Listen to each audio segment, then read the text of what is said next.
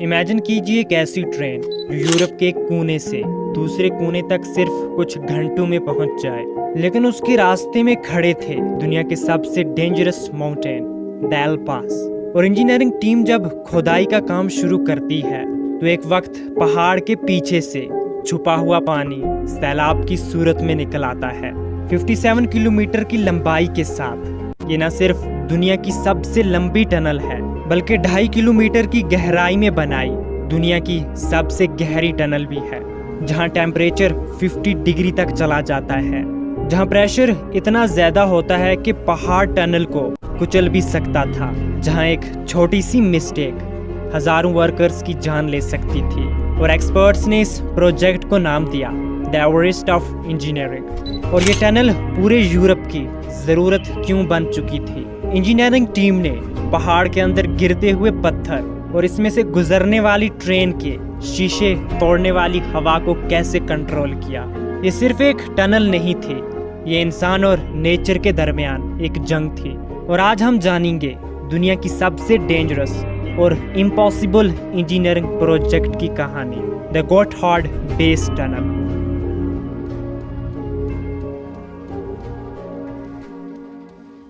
देखो, Europe continent में Switzerland एक खूबसूरत मुल्क है। ये माउंटेन, स्नो और लेक्स की वजह से मशहूर है, लेकिन यहाँ पर एक ऐसा पहाड़ था जिसे एल्पास कहा जाता था। वो बीच में दीवार की तरह खड़ा हुआ था और इन एल्पास माउंटेन ने यूरोप की ट्रेड और ट्रांसपोर्ट को डेकेड से स्लो रखा। और सदियों से लोगों ने इसके ऊपर से लंबे जिगजैग रास्तों पर सफर किया, जहाँ पर ब्रिज बनाए गए, रेलवे ट्रैक्स भी बनाए गए, लेकिन इन स्टीप पहाड़ों के ऊपर ट्रेन को चढ़ना भी मुश्किल हो रहा था। लेकिन जैसे जैसे वक्त बदलता गया और यूरोप की इकोनॉमी को बढ़ाने के लिए अब इन टाइम टेकन वाले रास्तों से आगे बढ़ना था। और ये जो जिगजैग वाले रास्ते थे और ये बहुत डेंजरस बन चुके थे। नॉर्थ साउथ की फैक्ट्रीज और साउथ यूरोप का सी पोर्ट्स दोनों एक दूसरे पर डिपेंड करते थे। और इस प्रॉब्लम को सॉल्व करने के लिए सिर्फ 2 रास्ते थे, या तो इन पहाड़ों के ऊपर जो रास्ते हैं उन्हें और चौड़ा कर दिया जाए, या फिर कुछ ऐसा किया जाए जो सदियों से इम्पॉसिबल लग रहा था। और फिर डिसाइड किया कि अब वो पहाड़ों के ऊपर से नहीं बल्कि पहाड़ों के नीचे से एक ऐसी टनल निकालेंगे जो दुनिया की लॉन्गेस्ट और डीपेस्ट टनल होगी। लेकिन ये प्रोजेक्ट जितना सुनने में आसान लगता है, लेकिन करना बहुत मुश्किल था, क्योंकि आज से पहले इतनी लंबी और गहरी टनल किसी ने भी नहीं बनाई थी। 1992 में स्विट्जरलैंड में ऑफिशियली इस मेगा प्रोजेक्ट को अप्रूव कर दिया जाता है और बताया जाता है कि इसकी कॉस्ट $12.5 बिलियन से ज्यादा लगी थी।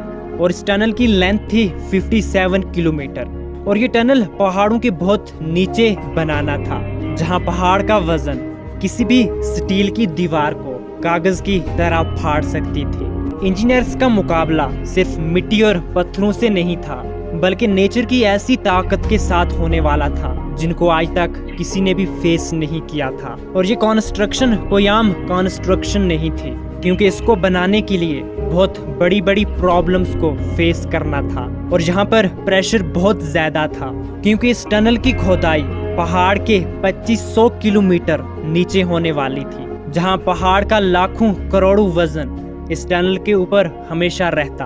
और जमीन के इतने नीचे टेम्परेचर 50 डिग्री तक पहुंच जाता है। इतनी गर्मी में इंसान 15 से 20 मिनट मुश्किल से काम कर सकता था। और ये टनल वर्कर्स के लिए एक जिंदा कब्र बन चुकी थी। तीसरा और सबसे बड़ा चैलेंज वाटर प्रेशर था।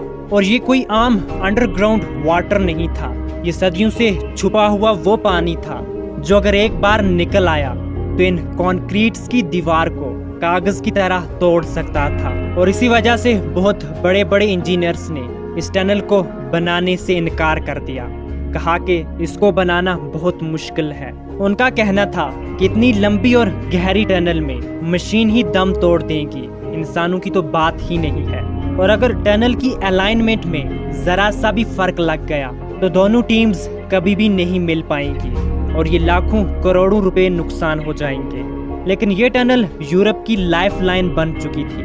अब स्विट्जरलैंड के सरवाइव की बात थी और इन्होंने डिसाइड किया चाहे जो भी हो जाए, जितना भी खर्चा क्यों ना हो जाए, अब ये करिश्मा होकर ही रहेगा।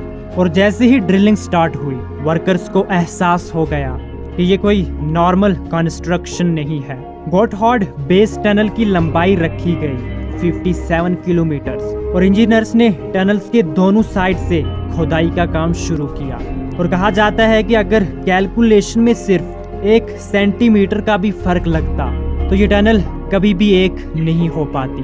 और इस मुश्किल का सलूशन निकाला लेजर नेविगेशन और जीपीएस टेक्नोलॉजी, और इसी की मदद से इन टनल्स की अलाइनमेंट को सही किया गया। और इस टनल की खोदाई के लिए टीपीएस मशीन बनाई गई। इसका कटर हेड 2 मंजिला बिल्डिंग के बराबर था। टोटल लंबाई बताई जाती है 450 मीटर्स। लेकिन इतनी बड़ी मशीन होने के बावजूद भी ये हर दिन सिर्फ कुछ घंटे तक काम कर सकती थी। और कहा जाता है कि खोदाई के दौरान पहाड़ से 3 करोड़ टन मलबा निकाला गया और हजारों ट्रक्स इस मलबे को निकालने में लगे थे।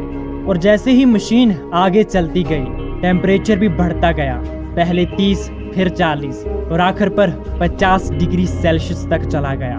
इतनी गर्मी के अंदर मशीन ओवरहीट होने लगी, वर्कर्स कोलैप्स होने लगे। और फिर इसके लिए इंजीनियर्स ने मैसिव कूलिंग सिस्टम इंस्टॉल किए, कोल्ड वाटर पाइप्स और इंडस्ट्रियल वेंटिलेशन सिस्टम। लगातार हवा सर्कुलेट करता रहा, लेकिन सिर्फ हीट ही प्रॉब्लम नहीं थी। अब माउंटेन प्रेशर इतना ज्यादा था कि रॉक्स एक्सप्लोड करने लगे थे। कभी कभी टनल्स की वॉल्स अचानक क्रैक हो जाती थी और लाखों के हिसाब से रॉक्स गिर जाते थे। और फिर इसीलिए इंजीनियर्स ने स्टील रीइंफोर्समेंट्स रिंग्स और थिक कंक्रीट लाइनिंग्स यूज की, क्योंकि एक छोटी सी मिस्टेक पूरी टनल्स को कोलैप्स कर सकती थी। लेकिन अब आगे एक ऐसा खतरा आया जो पहाड़ों की तरह सॉलिड नहीं बल्कि लिक्विड था। ड्रिलिंग के दौरान एक वक्त ऐसा आया जब पहाड़ के अंदर से पानी का सैलाब आ गया।